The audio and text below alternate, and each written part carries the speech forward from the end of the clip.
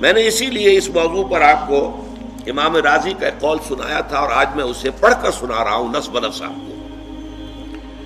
امام رازی اپنی تفسیر کبیر میں سورۃ العصر کی تفسیر میں لکھتے ہیں، هذه الآیۃ فیہا وعید شدید، اس آیت مبارکہ میں بڑی شدید وعید ہے، بڑی زبردست دھمکی ہے اللہ تعالیٰ کی طرف سے۔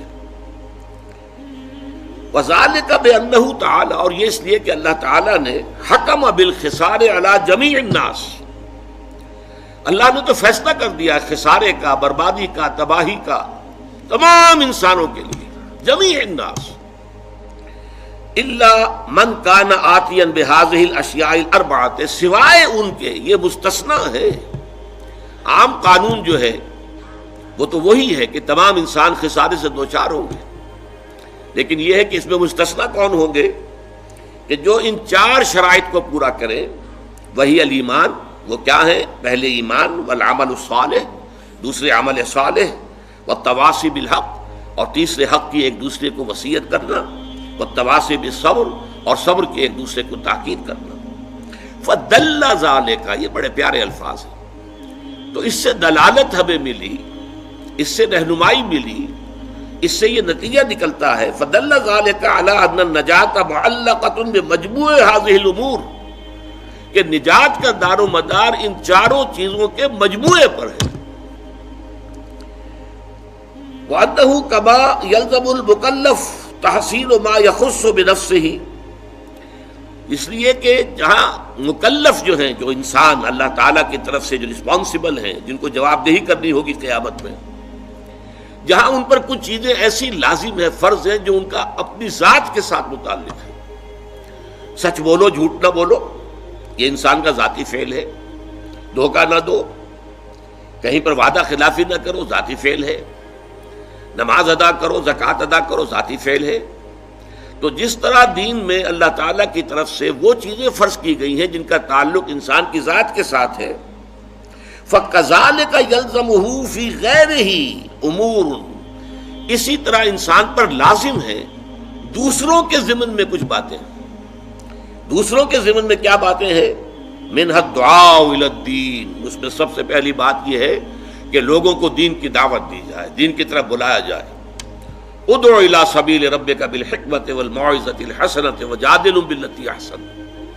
اب اصل زور کس پر ہے؟ یہ لازم ہے، یلزم، لازم ہے، یہ فرض ہے، یہ اضافی نیکی نہیں ہے۔ عام طور پر ہمارا تصور یہ ہے کہ یہ تو بڑے اونچے نیکی کے کام ہیں، عام آدمیوں کے کرنے کی باتیں نہیں ہیں، بلکہ اس سے بھی بڑھ کر جو ہمارے ہاں مغالطہ ہے وہ تو یہ کہ یہ تو علماء کے کرنے کے کام ہے، یہ عام مسلمانوں کے کرنے کا کام نہیں ہے۔ انہی مغالطوں کو رفع کرنا در حقیقت یہ منتخب نصاب جس کا کہ سلسلہ وار درس ان مجالس میں ہو رہا ہے، اس کا مرکزی مقصد یہی ہے۔ قرآن مجید سے یہ بات سامنے آ جائے کہ بحیثیت مسلمان ہمارے فرائض کیا ہیں، ہم کن چیزوں کے لیے مکلف ہیں عند اللہ، اللہ تعالیٰ کی طرف سے کن کن چیزوں کی ذمہ داری ہمارے اوپر ڈالی گئی ہے جن کا کہ محاسبہ ہوگا قیامت کے دن۔ تو اس میں یہ ہے کہ کما یلزم، وہ چیزیں فَأَنَّهُ كَمَا يَلْزَمُ الْمُكَلَّفَ تَحْصِيلُ مَا يَخُصُّ نَفْسَهُ فَكَذَلِكَ يَلْزَمُهُ فِي غَيْرِهِ أُمُورٌ مِنْهَا الدُّعَاءُ إِلَى الدِّينِ، دین کی دعوت دینا، والنصیحہ، نصیحت ہے، تاکید ہے، وصیت ہے، اچھی بات کا کہنا ہے، والامر بالمعروف والنہی عن المنکر، اور امر بالمعروف اور نہی عن المنکر ہے۔ یہ چیزیں بھی لازم ہیں، یہ ضروری ہے۔ اصل میں یہ بات میں چاہتا ہوں آپ اچھی طرح سمجھ لیں، ہماری امت میں جو زوال آیا ہے اس کے اسباب تو بہت سے ہیں، لیکن یہ کہ اس کا ایک بہت بڑا مظہر کیا ہے، وہ یہ ہے کہ ہماری امت کی عظیم اکثریت یہ سمجھتی ہے، مانتے تو ہیں جنت کو، دوزخ کو، محاسبہ اخروی کو، لیکن یہ کہ سمجھتے ہیں کہ جب ہم مومن ہیں، جب مسلم ہیں تو مومن ہیں، مومن ہیں تو نجات تو ہماری ہو جانی ہے۔ یہ تصور جیسے یہود میں عام ہو گیا تھا، لن تمسنا النار الا ایاما معدودات یا معدودہ، 2 جگہ قرآن میں یہ مضمون آیا ہے، ہمیں تو آگ چھو ہی نہیں سکتی مگر گنتی کے چند دن۔ تو ہم بھی کہتے ہیں ہمارے شاعروں نے اس تصور کو اتنا بڑھایا ہے، اس یاں سے کبھی ہم نے کنارہ نہ کیا، پر تو نے دل آزردہ ہمارا نہ کیا، ہم نے تو جہنم کی بہت کی تدبیر لیکن تیری رحمت نے گوارا نہ کیا۔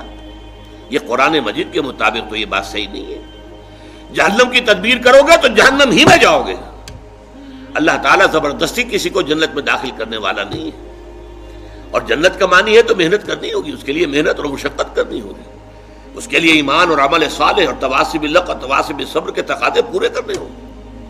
لہٰذا یہ ہمارے ہاں جو اللہ تعالیٰ کی صفت ہے غفاری اور اللہ تعالیٰ کی صفت رحیمی کا حوالہ جو ہے دے دیا جاتا ہے، ما غرک بربک الکریم، ایک مرکزی مضمون ہے یہ اس سورت کا جو آخری پارے میں ہے، سورۃ الانفطار۔